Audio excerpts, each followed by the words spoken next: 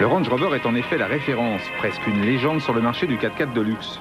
L'éternelle seconde, la Jeep Grand Cherokee, en avait sans doute assez de jouer des outsiders. Voilà donc, pour affronter le Range, une version survitaminée du célèbre 4x4 américain, avec sous le capot un très gros moteur. Il suffit d'ailleurs de tourner la clé de contact pour s'en rendre compte.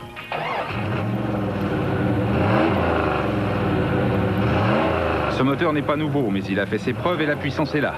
Un V8 de 240 chevaux pour une cylindrée de 5,9 litres. Voilà le monstre qui se cache sous le capot du Grand Cherokee.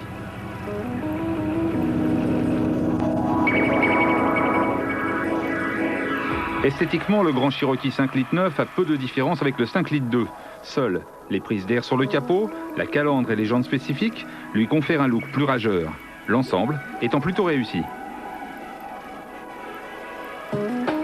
Une seule version est disponible, baptisée Helix et commercialisée à 200 exemplaires, numérotés pour la France.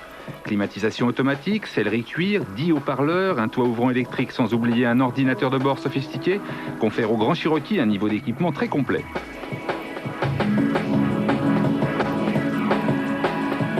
Le volume du coffre reste correct, même s'il faut regretter la présence de la roue de secours qui en occupe une grande partie.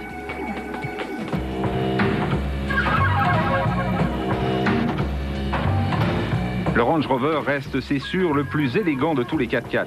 Imposant, peut-être un peu massif sous certains angles, il n'en dégage pas moins une classe certaine. Atout non négligeable, sa suspension pneumatique qui permet d'abaisser l'assiette à grande vitesse ou de la surélever en tout terrain. À bord, le Range reste imbattable. On est très loin du luxe un peu clinquant du Cherokee. Le cuir est de bien meilleure qualité, la présentation plus luxueuse, la finition supérieure. Et en plus, il y a de la place. Le coffre est d'ailleurs plus logeable avec une roue de secours dissimulée sous le plancher.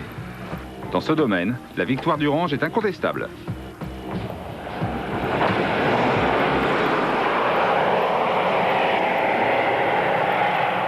Sur la route, ne vous attendez pas à ce que ces énormes véhicules se comportent avec la même rigueur que des berlines haut de gamme.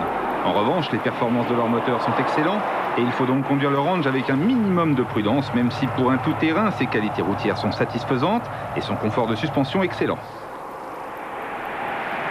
À notre grande surprise, les 240 chevaux de son V8 5,9 litres n'ont pas déséquilibré le comportement du Cherokee, qui se montre plus efficace, beaucoup plus performant et globalement plus sûr que son rival. Seul le confort se situe au même niveau, mais à notre avis, aucun autre 4x4 n'offre à l'heure actuelle un tel plaisir de conduite.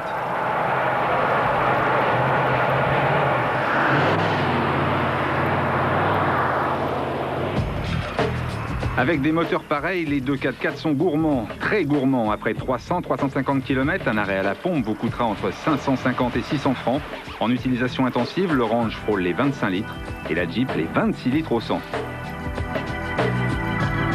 Aussi bizarre que cela puisse paraître, nos deux 4x4 sont très à l'aise en ville, les boîtes auto sont agréables, ils sont maniables et leur hauteur procure une situation dominante qui, combinée à la puissance de leur moteur, permet de se sortir de tout événement imprévu.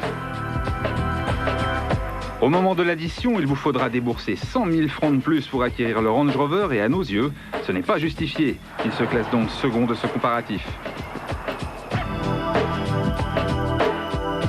Jeep, en grande partie grâce à son moteur exceptionnel, réussit son pari, détrôner le mythique Range Rover, même si les inconditionnels vous diront que le Range est indémodable et indétrônable.